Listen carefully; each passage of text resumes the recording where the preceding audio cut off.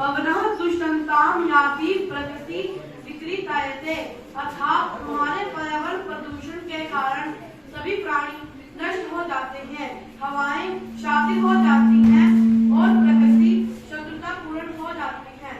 परमादरणीय प्रधानाचार्य महोदय जी, अध्यापक और प्रशिक्षु अध्यापक व मेरे सहपाठियों, मैं सोहम कक्षा 9वीं का छात्र आज आपके सामने पर्यावरण प्रदूषण के विषय को लेकर उपस्थित हुआ हूँ।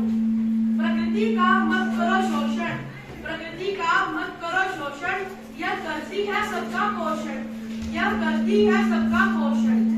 जैसा कि हम सब जानते हैं कि पर्यावरण यानी हमारे चारों ओर का आवरण, जिसमें हमारी पृथ्वी को चारों ओर से घेरा हुआ है, उसे पर्यावरण कहते हैं। अब जरा सोचिए कि हम कभी ऐसे वातावरण में रहना पसंद करेंगे जो खराब या अस्वस्थ है? बिल्कुल भी नहीं। हम हमेशा ऐसे वातावरण में रहना चाहते हैं जो हमारे लिए और दूसरों के लिए सुरक्षित हो। एक आदर्श वातावरण वह होता है जो मानव रोगों, प्राकृतिक संसाधनों, पौधे और पशुओं के विलुप्त होने का कारण नहीं होता है।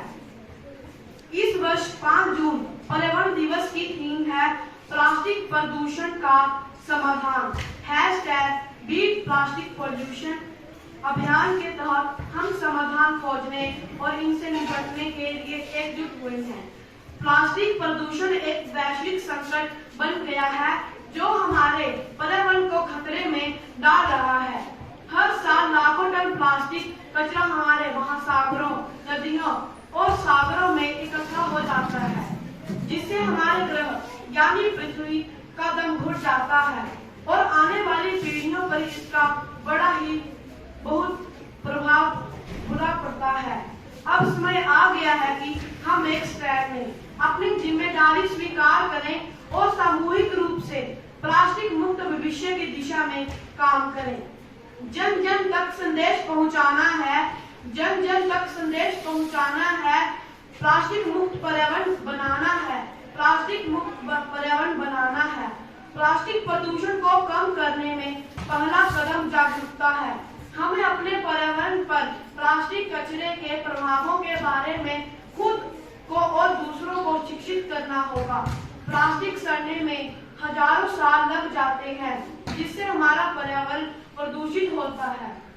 हमें यह समझना ही होगा कि संपूर्ण मानवता का अस्तित्व प्रकृति पर निर्भर है, अतः एक स्वस्थ एवं सुरक्षित पर्यावरण के बिना मानव समाज की कल्पना अधूरी है। न कोई विभाग, न कोई संस्था, न कोई सरकार करेगी इसका उपचार। हर जन को होना होगा खुद जिम्मेवार।